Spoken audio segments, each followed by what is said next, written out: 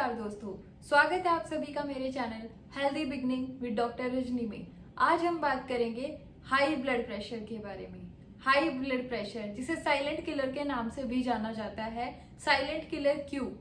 क्योंकि बिना कोई सिम्टम आए इसके एज सच कोई सिम्टम्स नहीं होते हैं। सीधा जब कोई सीरियस कॉम्प्लिकेशन हमारी बॉडी में आती है तभी हमें पता चलता है कि हमें हाई ब्लड प्रेशर भी था।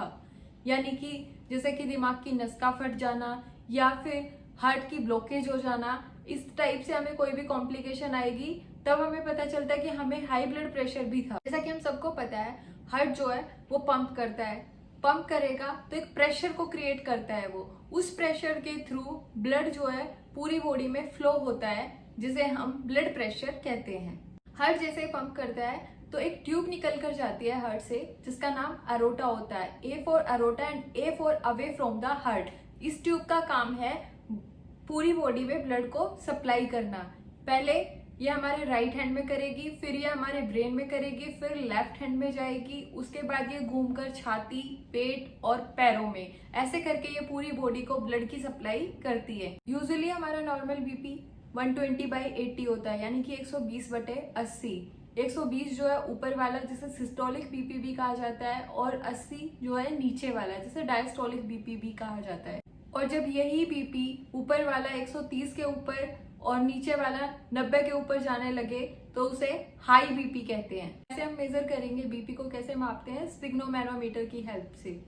यानी कि जब हम मेजर करेंगे तो पहली जो हमें साउंड आएगी उसे सिस्टोलिक बीपी भी कहते हैं, और जहां पर हमें साउंड आना बंद हो जाती है जिस पॉइंट पर, उसे वो नीचे वाला प्रेशर होता है और उसे डायस्टोलिक बीपी कहते हैं। ब्लड के अंदर जब प्रेशर ज्यादा होगा तो वो नेचुरल सी बात है दीवार को ज्यादा धक्का मारेगा। मान लेते हैं हमारी दीवार 120 प्रेशर के लिए बनी है, तो जो हमारी ट्यूब्स ब्लड को लेकर जाती है वो 120 प्रेशर के लिए बनी है, और आपने उस पे 140 का धक्का मारना शुरू कर दिया तो नेचुरल सी बात है डैमेज होगा। एक एग्जाम्पल लेते हैं, एक दीवार के अंदर आप आराम से मारिए, धीरे से मारिए और हथौड़े से मारिए, तो जो हथौड़े से मारेंगे तो ज्यादा डैमेज होगा क्योंकि प्रेशर ज्यादा है। तो ट्यूब जब 120 प्रेशर के लिए बनी है तो उसमें 130 या 140 के प्रेशर से जब धक्का लगेगा तो नेचुरल सी बात है डैमेज तो होगा ही, और जो वो डैमेज एरिया होता है वो ब्लॉकेज को बहुत जल्दी पकड़ लेता है। जो हमारे कोलेस्ट्रॉल फैट जैसे होते हैं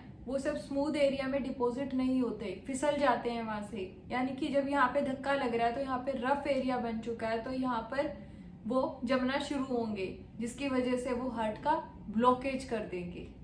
तो हार्ट का ब्लॉकेज हमारा कैसे हुआ? हाई बीपी के कारण। इग्नोर बीपी, हमें बीपी को कभी इग्नोर नहीं करना है। अगर 120/80 यानी कि नॉर्मल है तो ठीक है, लेकिन 130 से ऊपर जा रहा है हमारा बीपी तो हमें कभी भी उसे हल्के में नहीं लेना है, क्योंकि ये it can further lead to brain का पैरालिसिस करा सकता है, हमारे आंखों को डैमेज करा सकता है, किडनी को डैमेज करा सकता है, हार्ट को डैमेज कराएगा। हाई बीपी होता क्यों है? 90% केसेस में प्राइमरी हाइपरटेंशन होती है और 10% केसेस में सेकेंडरी हाइपरटेंशन।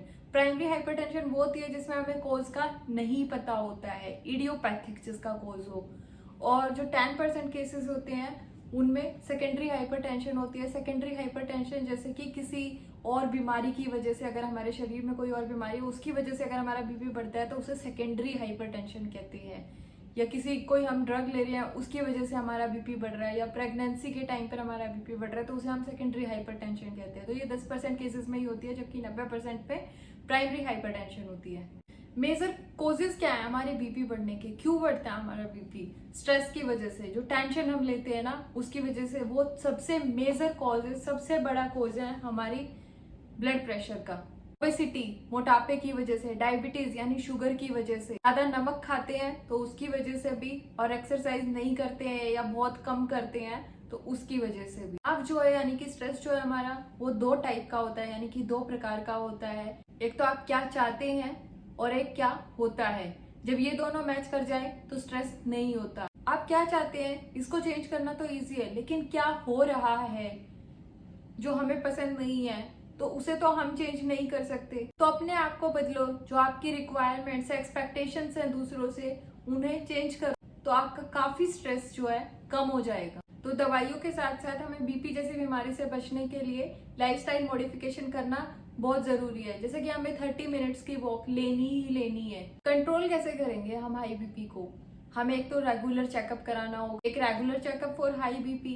अगर 3 रीडिंग 130 से ज्यादा की आ जाती है 3 रेगुलर डेज पर, तो इट मीन्स हमें हाई बीपी है और हमें आगे मेडिकेशन के लिए और लाइफस्टाइल मॉडिफिकेशन के लिए जाना चाहिए। हमारी बॉडी में हाई बीपी रहेगा तो हमें पता भी नहीं चलेगा, लेकिन कुछ लोगों को सिम्टम्स होते हैं जैसे कि सर में दर्द होना, या फिर अनकंफर्टेबल सा उनको महसूस होता है, या फिर स्वेलिंग आ जाती है पैरों में, आंखों में। कुछ लोगों में बीपी को लेकर एक मिथ बना हुआ है कि जब अगर हम इसकी दवाइयाँ खाते हैं तो वो हमें रेगुलर खानी पड़ेगी।